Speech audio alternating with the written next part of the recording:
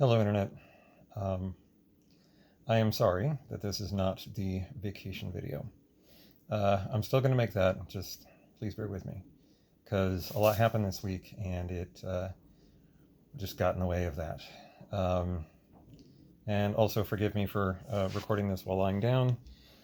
Uh, I need to I need to be in this position for the sake of comfort. I am very uncomfortable. Okay, so to catch you up to speed, yeah, I went on vacation. It was a great vacation. I'll talk more about that in the vacation video. Uh, but stuff happened. Um, I was kind of sick over the vacation a little bit. Not a lot, some dry heaving. And then uh, I started to get really bloated. And like I started to notice it Wednesday. And this is, by the way, following a paracentesis on the previous Friday. So uh, that felt soon. And then I had to go another 4 days before I could get home and get to my paracentesis on Monday this past Monday, um, and that was just God, that was agony. And I went 9 days, 9 days between paracentesis, um, and I was just so ungodly bloated by the time I finally got in there. And they finally tapped me Monday morning, and they pulled 7 liters. 7 liters of fluid buildup in 9 days. Um, so if you're keeping track, that's a new record. The previous record was the paracentesis before that, which was slightly over 5 liters. So each time is getting more. And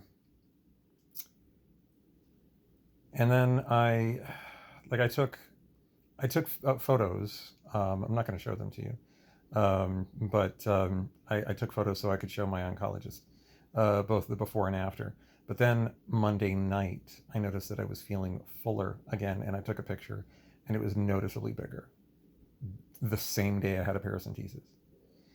And then Tuesday I was bigger. Wednesday I took another photo. I was way bigger. And then uh, I had to, well, first I should say, Wednesday night I was coughing and just feeling miserable and just like how big I was. Um, and then about 5 a.m. Thursday morning, I woke up and I was coughing uncontrollably and dry heaving uncontrollably. And then I took some cough medicine and went back to bed after the dry heaving subsided. Woke up around 10:45 in the morning. Same thing. Immediately started dry heaving, and the cough was pronounced, and I got really concerned. So I called the oncologist's office, and they were like, "You should go to the emergency room." So I really didn't want to go, but they were very concerned about the possibility of infection. So I was like, "All right, I'll go." And I went, and I spent 8 hours in the emergency room on Thursday. And the only thing that happened was I talked to a doctor briefly. They drew blood for blood work, and they gave me a bag of saline solution and some anti-nausea meds. They said most likely I was dehydrated, which makes sense because because I'm so full in the belly from the fluid. It is very hard for me to eat or drink. Uh, Wednesday I had like a bowl of cereal and nothing for lunch, and then like a couple of hot dogs for dinner. And then all day Thursday, I was very thirsty, but I was never hungry, not even once. And I had zero appetite. Um, so they were like, you're probably just dehydrated because you're just not getting fluids in. And so I sat in. I actually had to sit in the waiting room because they were so full. They didn't have a bed for me, and they were waiting for a bed to become available. And like I said, I was there 8 hours, and finally I was like, you know what? I feel better. The nausea is gone. I feel like the saline solution helped. Can I please just get my IV out and go home? And they were like, yeah, sure, you can do that. So they took out my IV and I went home and I had a Hot Pocket for dinner, and that was it. That was the only thing I ate all day. So then the next day I go and see my oncologist, and I explain all this to him, and I show him the pictures, and he looked pretty alarmed.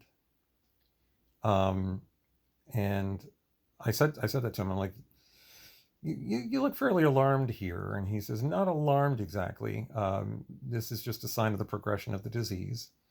Um, but this is definitely something we need to deal with. And I said how I mean, I've said this before to him. I really feel like if I can't get a paracentesis more often than once a week, and he said, no, that's a very bad idea. And I said, well, then I need a drain. And he said, I think I'm going to have to agree with you. So he finally has agreed to have a drain put in so that I can basically relieve the fluid buildup myself at home.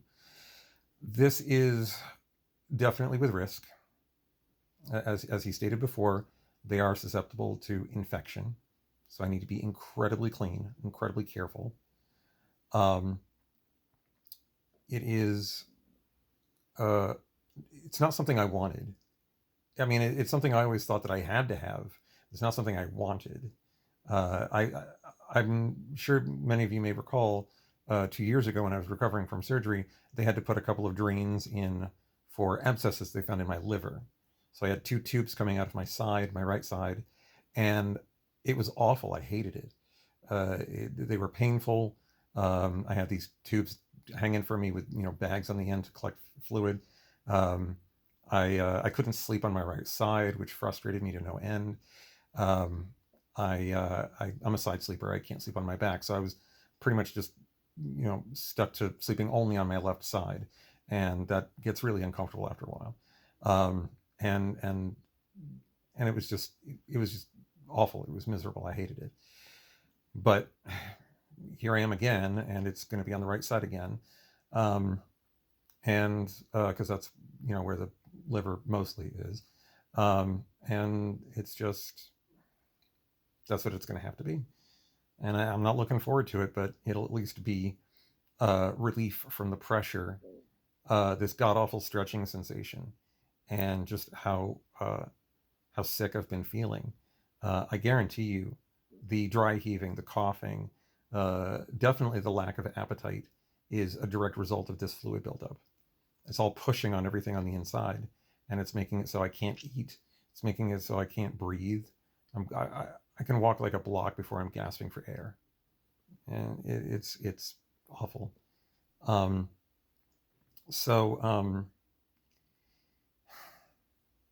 So we got to talking about that.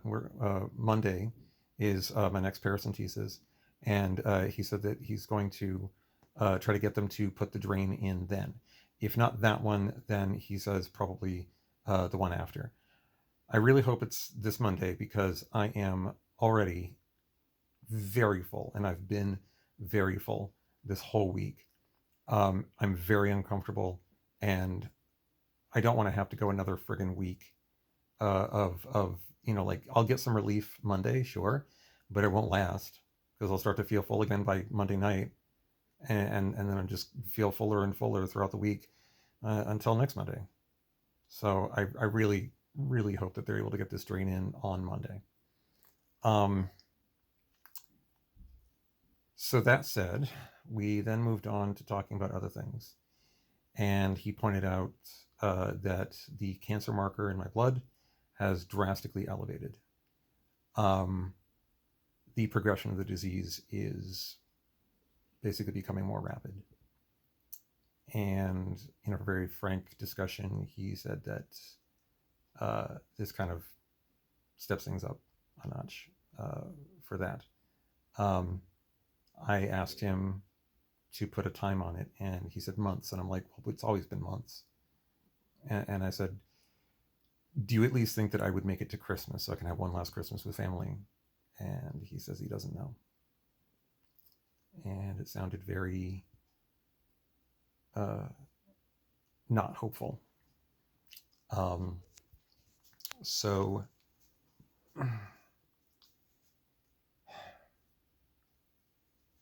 we're getting down to the end, guys. We're finally getting there. It's going to happen. Maybe sooner rather than later. Imagine. We talked a bit more about what the timeline would look like. When my liver goes, I would get jaundiced, I would get sick. I would get, like, I would have to go to the hospital. I might have a few days of like being lucid and awake, followed by coma, which could last weeks, and then death.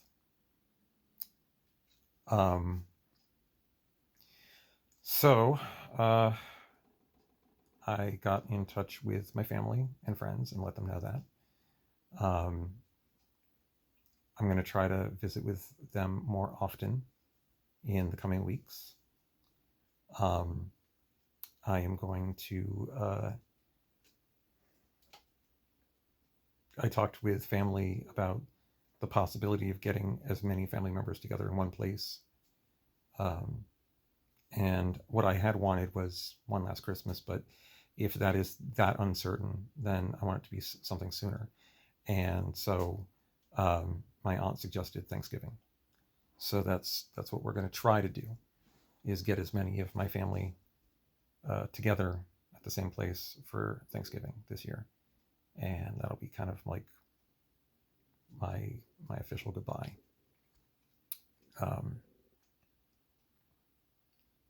And then we'll see what happens.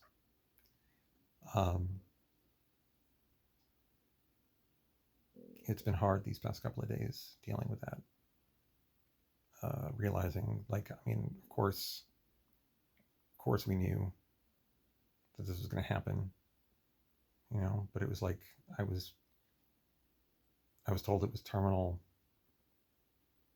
almost a year ago, and this year went by, and it was like there were times when I could just put it on a back shelf and not think about it, and now I can't do that. It's right here in my face all the time. I'm probably not going to make it out of this year. 2021 is going to be the year I'm going to die. So, yeah.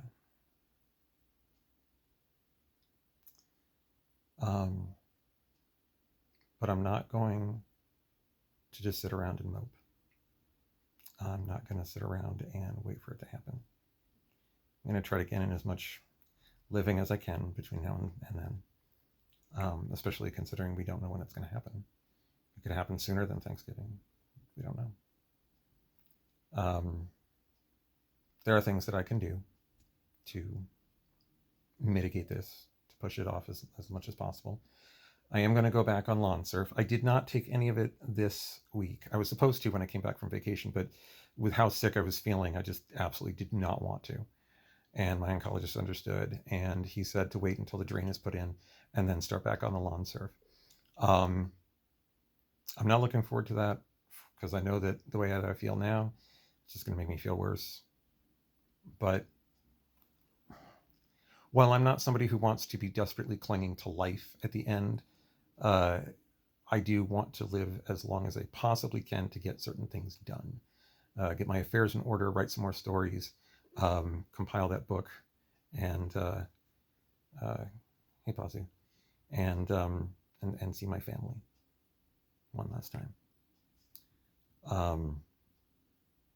And then, and whatever else I can squeeze in. So yeah, I'm going to go back on the lawn surf. There's water pills that I can take that can also help reduce the fluid buildup. I hadn't been taking those because while I was working, the pills made me have to go to the bathroom like all the time.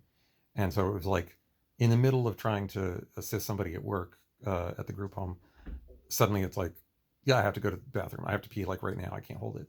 Or, I have to, step away from whatever I was doing. And it was very inconvenient.